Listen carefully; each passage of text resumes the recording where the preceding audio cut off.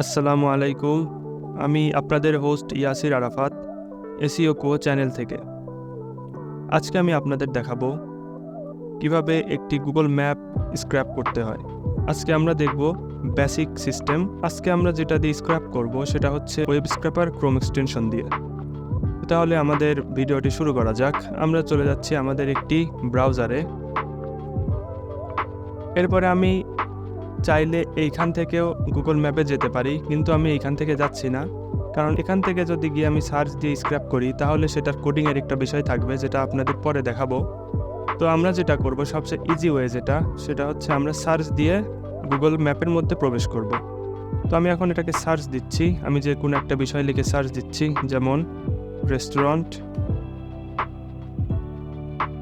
তো সার্চ দেওয়ার পরে আমাদের যেটা শো করলো, প্রথমে দেখুন আমরা এখানে গুগল ম্যাপের একটি অপশন দেখতে পাচ্ছি, এটা গুগল ম্যাপের সার্চ রেজাল্ট। তো আমি এখন মোর প্লেসেসে ক্লিক করে গুগল ম্যাপে প্রবেশ করব। তো এইটার ইন্টারফেসটা আপনি দেখতে পাচ্ছেন, এভাবে ডাটাগুলো সাজানো আছে। তো প্রথমে আমি যেটা স্ক্র্যাপ করব, আমি এই প্রথম পেজটাই স্ক্র্যাপ করে দেখাবো, কারণ মাল্টিপল পেজ নেওয়ার সিস্টেম আছে আলাদা। এটা আমি আপনাদের আগামী ক্লাসে দেখাবো। তো আমি আজকে যেটা দেখাচ্ছি সেটা হচ্ছে শুধুমাত্র এই পেজটা ওয়েব স্ক্র্যাপ করা।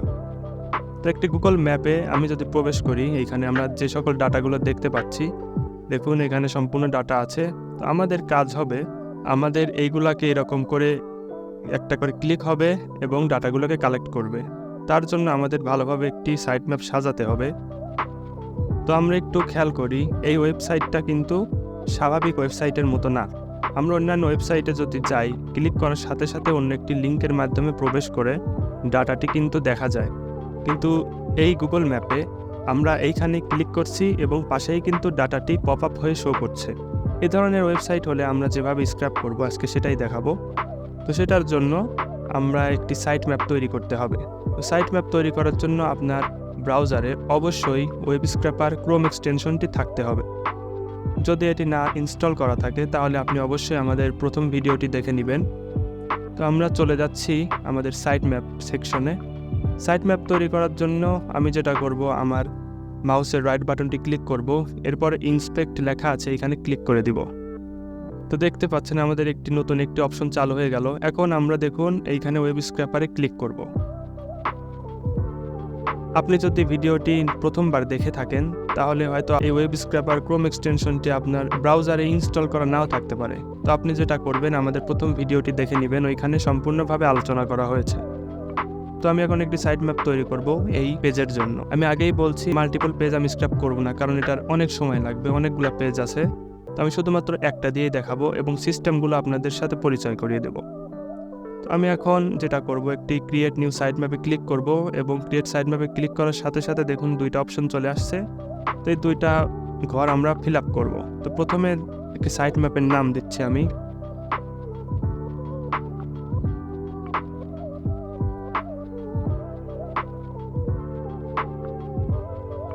এখানে দেখুন এরপরে লেখা আছে স্টার্ট ইউআরএল। তো আমাদের যে লিঙ্ক থেকে আমাদের স্ক্র্যাপিংটা শুরু হবে সেই লিঙ্কটা এখানে পেস্ট করে দেব। যেহেতু আমাদের স্ক্র্যাপিংটা এই ওয়েবসাইট থেকেই শুরু হবে, এই পেজ থেকেই, তো আমাদের এই পেজের লিঙ্ক হচ্ছে এইটা। তো আমি এই লিঙ্কটাকে কপি করলাম এবং এইখানে পেস্ট করে দিলাম। এখন আমরা ক্রিয়েট সাইট ম্যাপে ক্লিক করে দেওয়ার সাথে সাথে আমাদের একটি সাইট ম্যাপ তৈরি হয়ে গেল। এখন আমি এই সাইট ম্যাপে কমান্ড দিব যে এখন আমাকে কি করতে হবে। তো দেখুন, যেহেতু আমাদের প্রত্যেকটা ডাটা এখানে ক্লিক করার সাথে সাথে ডান সাইডে কিন্তু ডাটাগুলো শো করছে, তো আমাদের এই স্ক্র্যাপারটা এমনভাবে সাজাতে হবে যেন সে প্রতিবার ডাটাতে ক্লিক করে এবং ডাটাগুলোকে কালেক্ট করে। তাহলে আমরা এখন সেটাই সাজাবো। চলুন আমরা এখানে অ্যাড নিউ সিলেক্টরে ক্লিক করে দেই। এরপরে আইডি অর্থাৎ একটা নাম, বোঝার সুবিধার্থে আমি আমার মতো নাম দিচ্ছি, আপনারা আপনার পছন্দের মতো একটি নাম দিবেন। এরপরে হচ্ছে টাইপটা হবে হচ্ছে এলিমেন্ট ক্লিক, কারণ প্রত্যেকটা বক্স কিন্তু এক একটা এলিমেন্ট। দেখুন বক্স আকারে কিন্তু প্রত্যেকটা ডাটা আছে, তো প্রত্যেকটা ডাটাই হচ্ছে এক একটা এলিমেন্ট ধরে নিচ্ছি। তো আমি যদি এখানে ক্লিক করি, দেখুন ক্লিক করার সাথে সাথেই আমাদের ডাটা শো করছে, অর্থাৎ আমি এলিমেন্টে ক্লিক করছি, ডান সাইডে আমার ডাটা কিন্তু শো করছে, অর্থাৎ একই পেজেই কিন্তু শো করছে। আমাদের কিন্তু এক্সট্রা কোনো লিঙ্কের মধ্যে প্রবেশ করা লাগছে না, যার কারণে আমি এলিমেন্ট ক্লিক সিলেক্টরটি ব্যবহার করছি। এখন আমার কাজ হলো সিলেক্টরটি সেট করে দেওয়া। তো দেখুন সিলেক্টর কোনটা, যে অংশে আমাদের ডাটাটি আছে। তো আমাদের ডাটাটি আছে কোন অংশে? আমাদের ডাটাটি কিন্তু এখন নাই। আমরা যখন ক্লিক করছি, দেখুন ক্লিক করার সাথে সাথে আমাদের ডাটা শো করছে, অর্থাৎ আমাদের ডাটাটুকু কিন্তু এই অংশে আছে। তাহলে আমরা যেটা করব, আমাদের যেহেতু ক্লিক করার পরে আমাদের ডাটাটুকু শো করছে, তো আমরা আগেই সিলেক্টরের মাধ্যমে সেট করে দেব যে আমাদের ডাটাটি আসলে কোন জায়গায় আছে। যেহেতু এইখানে আমাদের ডাটা শো করছে, অর্থাৎ এই পেজের মধ্যেই শো করছে, সেহেতু আমরা আলাদা কিছু সিলেক্ট করতে পারবো না। আমরা যেটা করব, একটা HTML কোড লিখব, সেটা হচ্ছে বডি। অর্থাৎ এই ওয়েব পেজের যে কোনো জায়গায় আমার ডাটাটি যদি শো করে, তাহলে সে স্ক্র্যাপ করতে পারবে। তো আমি বডি লিখে দিলাম। এখন একটু এলিমেন্ট প্রিভিউতে যদি আমি ক্লিক করি, দেখুন আমাদের সম্পূর্ণ পেজটি কিন্তু রেড কালার হয়ে গেছে, অর্থাৎ আমি সম্পূর্ণ পেজটি সিলেক্ট করে দিয়েছি। এখন হচ্ছে ক্লিক সিলেক্টর। যেহেতু আমি আপনাকে আগেই বলছি প্রত্যেকটা বক্সে কিন্তু এক একটা এলিমেন্ট। এখন আমাকে বুঝিয়ে দিতে হবে যে ক্লিক সিলেক্টর অর্থাৎ ক্লিকটা কোন জায়গায় হবে।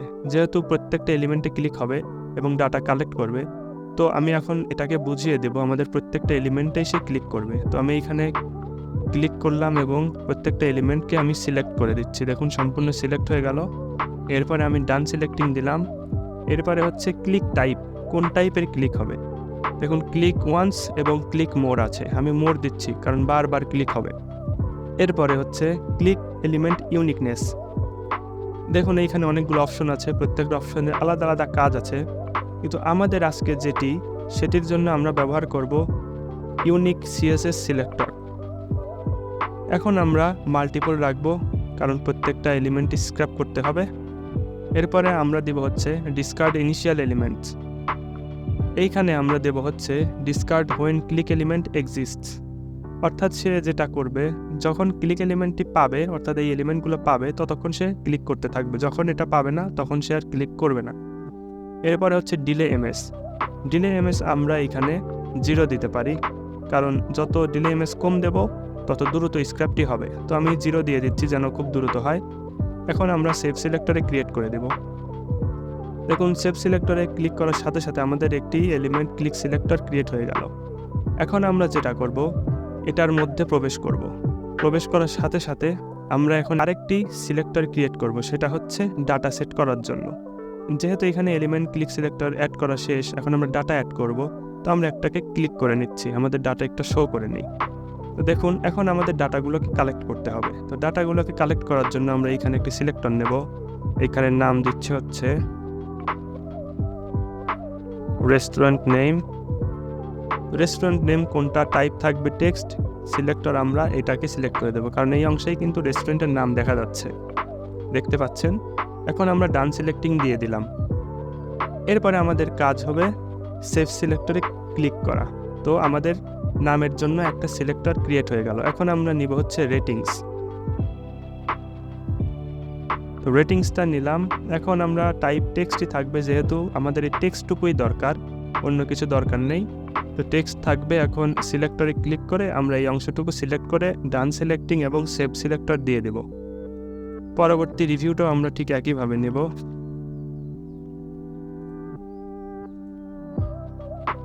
এরপরে ডান সিলেক্টিং। এখন একটা জিনিস খেয়াল করবেন, আমি যদি এখানে ডাটা প্রিভিউতে ক্লিক করি, তাহলে যেটা দেখাবে সেটা হচ্ছে এই অংশটুকু, অর্থাৎ ব্র্যাকেট সহ শো করবে। তো আমি চাচ্ছি না আমার ডাটাটুকু ব্র্যাকেট সহ স্ক্র্যাপ হোক, আমি চাচ্ছি শুধুমাত্র আমার ডাটাটুকু স্ক্র্যাপ হোক। অর্থাৎ এখানে 78 লেখা আছে, শুধু 78টুকু স্ক্র্যাপ হোক এবং আশেপাশে ফার্স্ট ব্র্যাকেট এবং লাস্ট ব্র্যাকেট এইগুলো যেন ব্র্যাকেট স্ক্র্যাপ না হয়। তো আমরা যেটা করব, এটাকে ফিল্টার করে দেওয়ার জন্য আমরা এখানে রেজেক্স ব্যবহার করব। তো এই ক্ষেত্রে আমরা যে রেজেক্সটি ব্যবহার করব সেটা হচ্ছে \d এবং প্লাস। তো এটা দেওয়ার সাথে সাথে আমাদের কিন্তু শুধুমাত্র মেইন ডাটাটি স্ক্র্যাপ হবে, আশেপাশে অথবা শুরু অথবা শেষে যে এলিমেন্ট থাক বা যেটাই থাক সেটা কিন্তু স্ক্র্যাপ হবে না। তো এখন আমরা সেভ সিলেক্টরে ক্লিক করে দেব। তো আমাদের রিভিউ নেওয়া শেষ। আপনারা চাইলে ইমেজ নিতে পারেন, আমি ইমেজ নিচ্ছি না। এরপরে আমি এখানে ওয়েবসাইটটি স্ক্র্যাপ করব। ওয়েবসাইটের জন্য আলাদা সিলেক্টর নিচ্ছি। দেখুন ওয়েবসাইট যেহেতু এক একটা লিঙ্ক, প্রত্যেকটা ওয়েবসাইট কিন্তু এক একটা URL। তো ওইটাকে কালেক্ট করার জন্য আমাদের টাইপ সিলেক্ট করতে হবে লিঙ্ক। এরপরে আমরা সিলেক্টে ক্লিক করে আমাদের ওয়েবসাইটের অংশে ক্লিক করে ডান সিলেক্টিং দিব এবং সেভ সিলেক্টরে ক্লিক করব। দেখুন আমাদের ওয়েবসাইটের জন্য একটা সিলেক্টর ক্রিয়েট হয়ে গেল। এরপরে আসি আমাদের মেইন পার্ট, সেটা হচ্ছে অ্যাড্রেস। তো আমরা এখন অ্যাড্রেস নেব।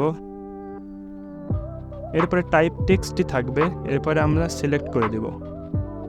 দেখুন আমরা যদি এইভাবে সিলেক্ট করি, শুধুমাত্র এই অংশ দেই, তাহলে কিন্তু সে ডাটা কিন্তু স্ক্র্যাপ করবে না। পরবর্তী ডাটা স্ক্র্যাপ করার সময় যদি সে এই অংশে অন্য কোনো ডাটা পায়, তাহলে কিন্তু অন্য কোনো ডাটা নিয়ে নেবে।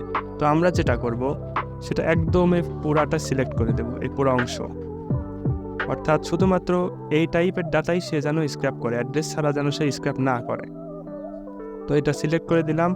এরপরে ডান সিলেক্টিং এবং সেভ সিলেক্টর। একইভাবে আমরা ফোন নাম্বারটিও নিব। তো এখানে সিলেক্টে ক্লিক করলাম। ফোন নাম্বারের বেলায়ও ঠিক একই পদ্ধতি ব্যবহার করব, সম্পূর্ণটুকু সিলেক্ট করে দিব। এরপরে ডান সিলেক্টিং এবং সেভ সিলেক্টর। এরপরে আর কোনো ডাটা আমি দেখছি না। তো আমাদের ডাটা মোটামুটি কালেক্ট করা শেষ। এখন আমরা এটাকে স্ক্র্যাপে দিব। তো দেখুন কিভাবে সে স্ক্র্যাপটা করে। আমি এখন এখানে ক্লিক করলাম, এরপরে আমি স্ক্র্যাপে ক্লিক করলাম। এখন এটা আমরা দেবো 500। তারপরে আমরা স্টার্ট স্ক্র্যাপিংয়ে ক্লিক করে দেব। আমি একটু ম্যাক্সিমাইজ করি। দেখতে থাকুন কিভাবে সে ওয়েব পেজটি স্ক্র্যাপ করে।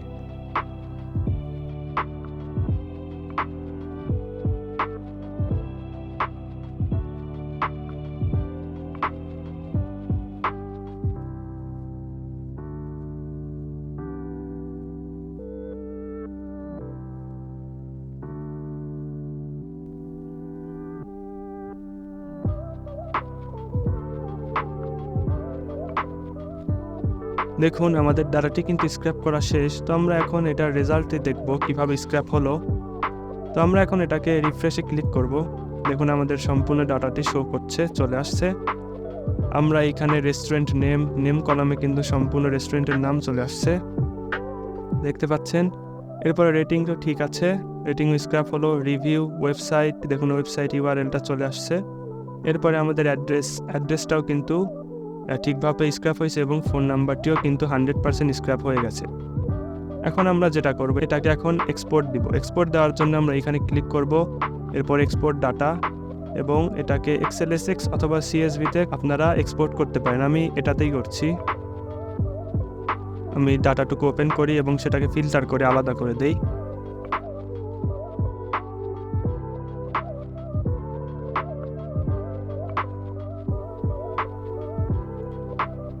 দেখতে পাচ্ছেন আমাদের সম্পূর্ণ ডাটাতেই কিন্তু 100% স্ক্র্যাপ হয়েছে। এইখানে ফাঁকা সেল দেখতে পাওয়ার কারণ হলো এখানে কোনো ওয়েবসাইট নাই, যার কারণে এটা ফাঁকা আছে। তো আপনি এটা কেটেও দিতে পারেন, রাখতেও পারেন। আমি এটাকে নাল দিয়ে দিচ্ছি।